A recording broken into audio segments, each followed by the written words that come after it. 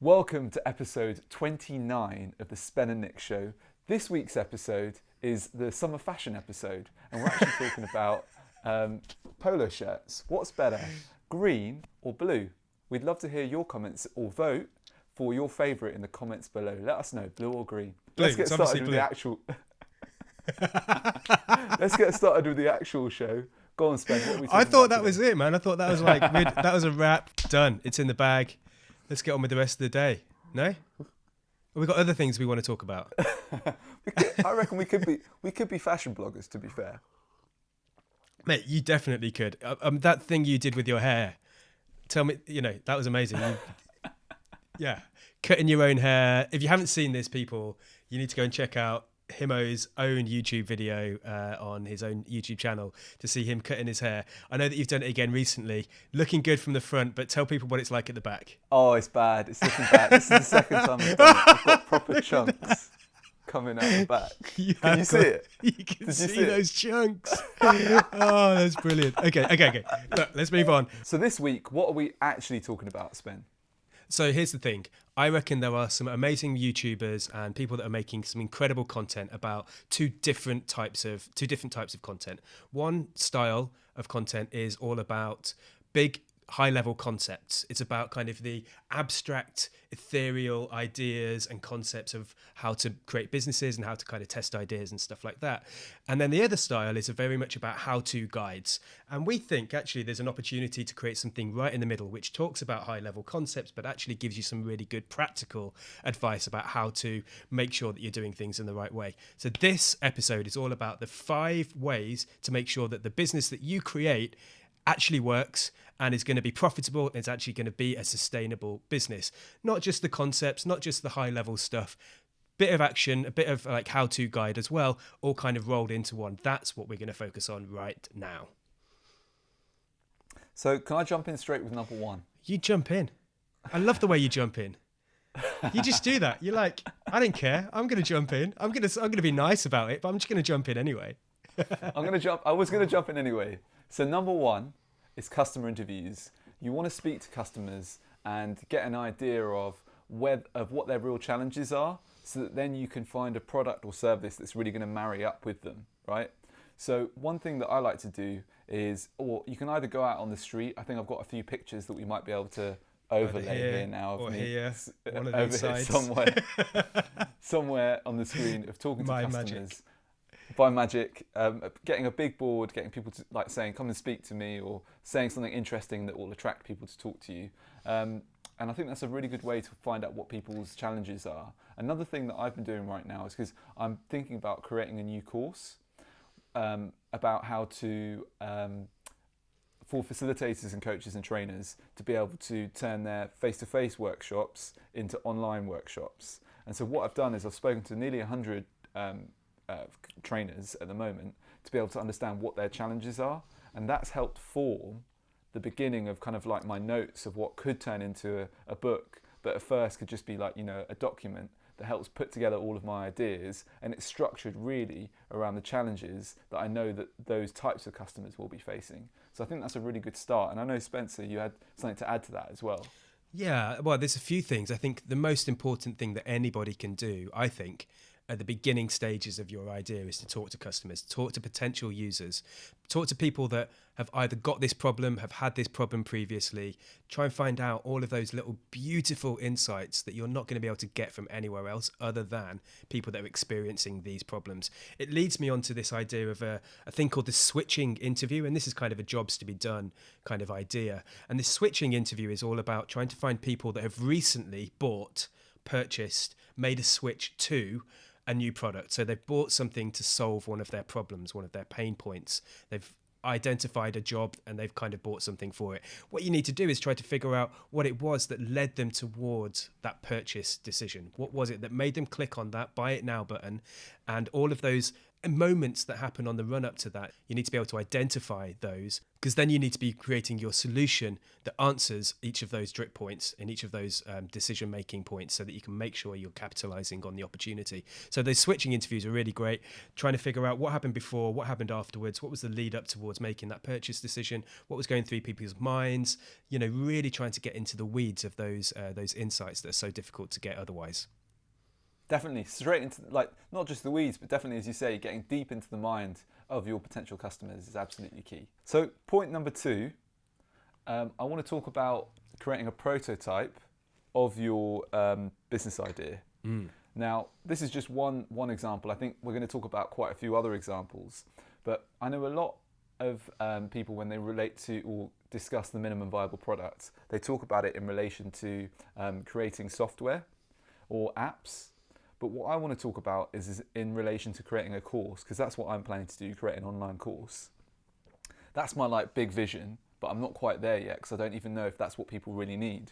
But what I am doing is, having done the customer interviews and already got some early stage kind of customers that have shown some interest, what I'm doing now is taking all of the knowledge that I've got and relating it to all the questions that I know that my customers have, and turning it into a document where I'm just doing a brain dump of everything that I know. What this does is it helps me consolidate all of the knowledge that I've got, and also I'm able to create a document that's not that long. It's not going to take me that long to be able to create it, although I do plan for it to be between 8 and 10,000 words, so it is quite long. But it's relatively quick for me to create, because I've just managed to get all of it out of my head. It's already 5,000 words anyway, and it's a lot of the words have been taken from customers too. And so then what I can do is then share that with potential customers, get their feedback on it, and then what I can do is turn it into a presentation that I can set up some workshops and then test the content in workshops face to face and get feedback from there. And then once I've got to a place where I'm like, the document's good, the workshops are good, the presentations are good, people are liking that, then what I can do is turn it into video content. I can turn it into the course. And so again, I've gone through stages, validating each stage before I move to the next, and each stage is ever more complicated. So that's kind of like how I would do a minimum viable product, and that's what I'm doing right now. So starting with the document, then doing the presentations and workshops, getting feedback on both of those stages, and then I'm going to turn it into a course, into videos that I'll try and create a few and then get feedback on those, and then put it together, get feedback on it again, and then maybe make some more changes. But the first version of the video course will be quite simple, and then I'll see how that goes, and then potentially make a second course that could be more complicated. But that's how I'm going through the stages, to try and make sure that people actually want what I want to buy before I fully commit to it. So yeah, that's number 2. Mate, I think that's textbook. Honestly, if you think about that classic MVP diagram that loads of people have seen, I think it was made by Spotify or someone to do with Spotify, and it's this idea of you want to go from point A to point B, and so therefore the progress that you want to make is to get on that journey towards point B, and the outcome, the kind of desired state is you at point B. And the 2 versions of the MVP is like the first version is you make a wheel, you get 2 wheels, you put them on an axle, and then eventually after like stage 4 you get to a car, right? And that's one version of an MVP. And the second version is to build a skateboard first, to put some handlebars on the skateboard and turn it into a scooter, to put some pedals on and turn that into a bike, turn it into a motorbike by adding an engine, and then turn it into a car. And every one of those stages, you're able to successfully accomplish your goal, your objective of getting to point B, but you're just doing it in less efficient ways, less desirable or beautiful ways. What you've just described is exactly that process, right? You've still, just by reading the document that you're creating, you're enabling people to make their progress towards getting to their desired state. In this instance, being able to deliver amazing webinar sessions and online learning sessions. But you're then increasing the level of complexity and the value of your product by doing it in different ways. I think it's a textbook way of doing it. Hats off to you, buddy. I'm so happy because I can see the visualization of this coming on the screen of the motorbike and the car and everything. But I'm also worried because there's a lot of animations that we're going to have to do in this episode. Yeah, we are maximum viable producting this one. So go on, should we go on to jump on to number 3? What's number 3? Number 3, let's continue to build on this idea of the prototype, right? And the example that you've given is awesome. The example that I'm going to give is more around software and apps. But prototype can take many forms, and I think there's lots of different levels of complexity and fidelity that you can create with your prototype. So even though we're not going to build full working functional apps yet, there's still lots of different stages that you can go with the prototype. So if you look at this version, this is a hand-drawn pen and paper version of an app. So this is literally kind of coming up with, I've got this idea for an app. Let me just get some pen and paper out, draw some screens. And what you're trying to do at this point is just get that flow out of your head and onto paper so that you can start to see how this idea could actually manifest, how it could actually form. Now, remember that a prototype for me, if you think about that classic, like a picture paints 1,000 words, then a prototype paints 1,000 pictures, because it shows you the functionality, it shows you the flow, it gives you the feeling that you want as a user to see whether you're going to actually solve this problem. So you can go from a hand-drawn pen and paper prototype, you can actually stitch that together so that you can click on buttons and stuff with things like Marvel app. Check out Marvel app. Marvel app, if you're listening, give us some credit here. We're telling people about your thing. That'd be great if we could get them as a sponsor. Get Marvel as a sponsor. If not Marvel, hey Sketch, let's move up to the next fidelity of prototype. So you've gone from a hand-drawn stuff, you've stitched it together with Marvel to be able to create that flow. Next, you want to show people that it's actually something really beautiful and actually looks like an app as well. So you could draw that in Sketch, you could draw it in Keynote, you can draw it in Figma, Adobe XD, loads of different prototyping tools, and there's loads of different prototyping tools, and they're super easy to start with. If you're familiar with most software, you can pick up these kind of things really, really quickly. It's not like having to do something in Illustrator or Photoshop. It's much easier. Some of these tools are much easier than that, and you can actually build stuff that really looks like a full working prototype, fully working app. And the beauty of that is that you can then give it to customers. You can then give it to people, potential users, and they can feed back for you. And what you really want to be doing here is not just getting your idea out there, but learning constantly. The idea of this experimentation is to be able to learn. So you can do usability tests. You can give it to people. You need to be finding out questions or answers like, did this screen take you to where you thought you were going to be taken? Is this an expected or an unexpected route? Is this actually solving the problem that you really do have? And it's those things that you need to be finding out as quickly as possible to make sure that you're building something which ultimately people really need and really want. Because that's one of the key concepts from the lean startup, isn't it? Which is that a minimum viable product here, which is covered in this is really where it comes from, is that it's not about an MVP, a minimum viable product is not about building. It's about validating your learning. That's why you're building. So just wanted to reinforce that point. Yeah, man. Oh, there's so much stuff we could talk about with MVPs. Validating your learning. Like, you've got to be learning. If you're not learning, what are you doing? What are you doing if you're not learning, Nick? Well, you're just building a product and having a lot of fun. If you're not learning, you're going backwards. You're just, you might as well just give up. Okay, cool. So should we go on to number 4? Yeah, go for it.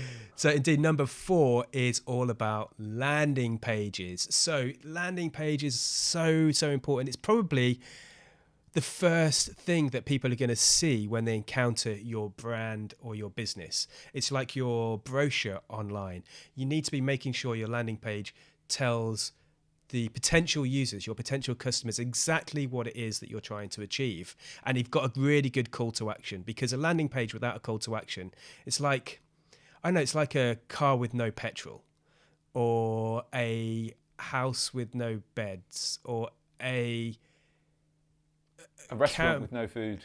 A restaurant with no food, there we go. Or a phone with no camera. What's the point in that these days? No one wants a phone with no camera. Some really bad analogies there.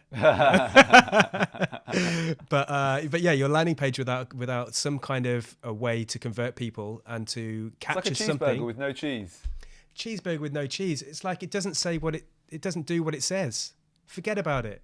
Your landing page has to do something, and I think the best way to build a landing page, or the best thing, is make sure you've got your call to action right. You need to know what your intended outcome is that you want people to go through. So a landing page has to be really clear in terms of the value proposition, what it is that your thing can do for people, the desired state that you want people to get to, think about that value proposition. And we've talked a load about value propositions before, but the key thing is get that call to action, because you need to be testing this. You need to be testing whether the value proposition works, whether the problem that you're trying to address actually really is a problem.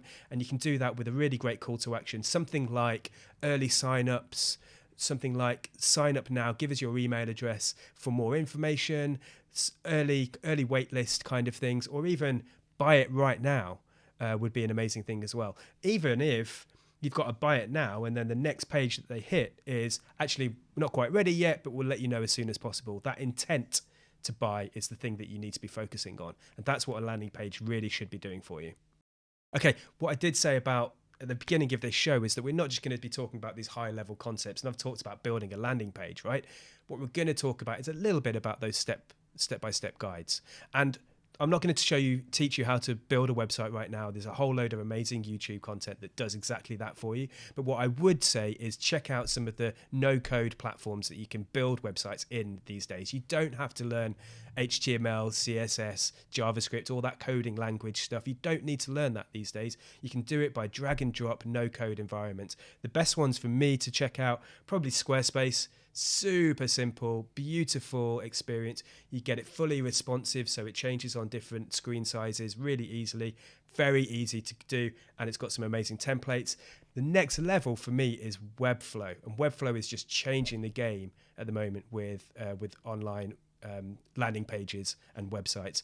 They have fully no-code environment, but it allows you to be super flexible and adapt your website to exactly what you're looking to do, looking to create. So you can have great animations, you can have all of the functionality that any brilliant and awesome websites have. You can have loads of stuff going on. So I check out those ones. If you're really new to it, check out Squarespace. If you've got a bit of experience and you want to go to the next level, Webflow is definitely the best place to be looking.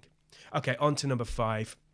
Look, we don't know this business is going to work unless we're going to get someone to pay for something, right? So I think your best test always has to be, and the true defining moment in your business is when you've got people paying for it, right? And that's a massive milestone. You want to be trying to hit that milestone as quickly as possible.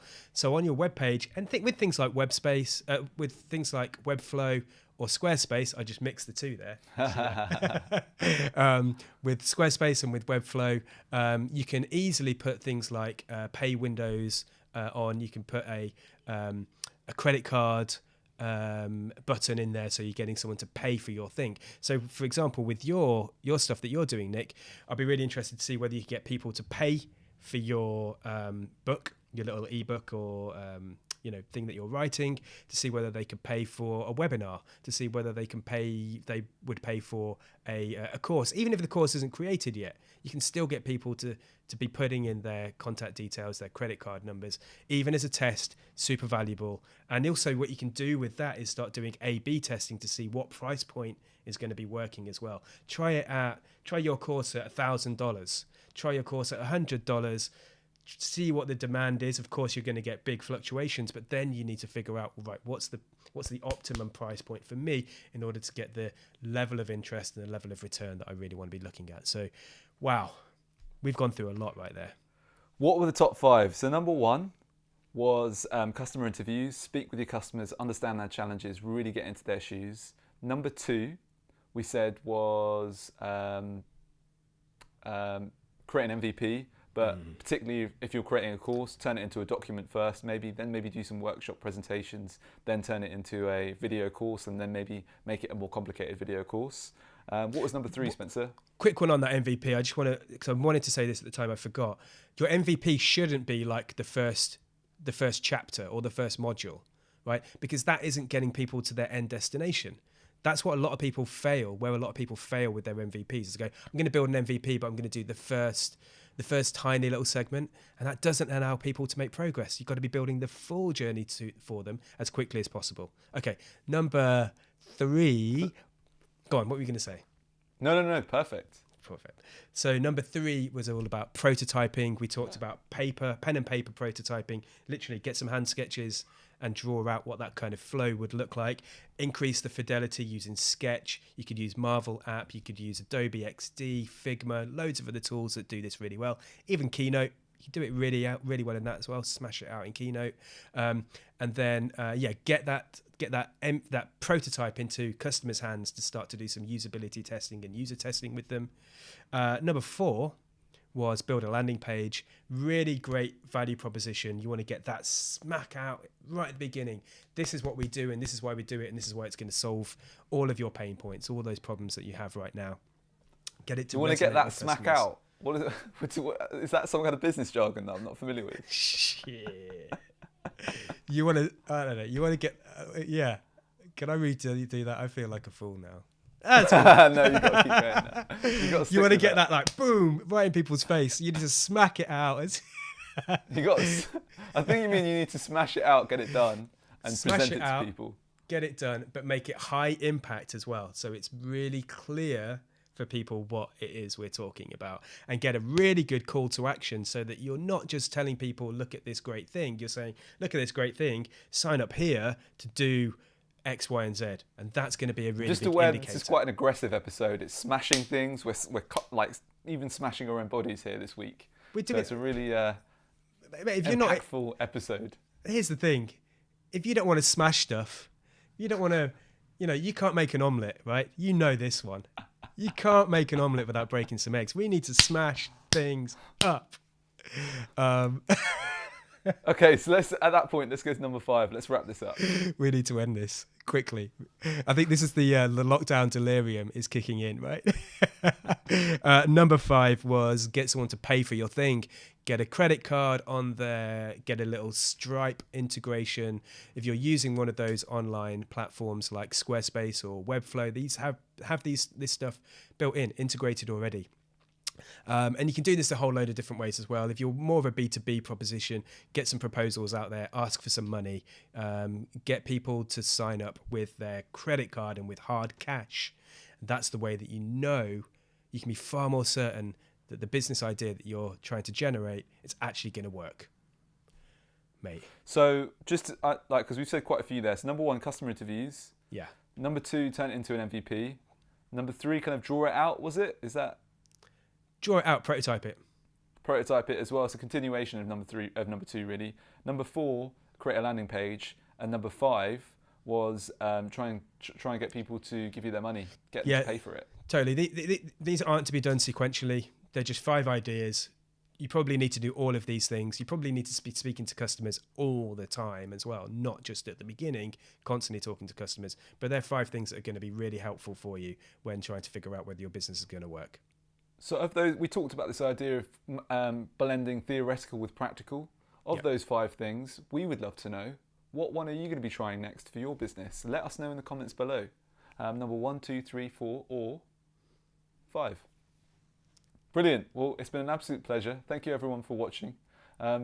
We'd really appreciate it if you could like and also subscribe to this. So press that red button at the bottom. It will really help us out.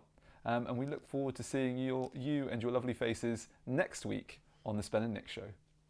See you later.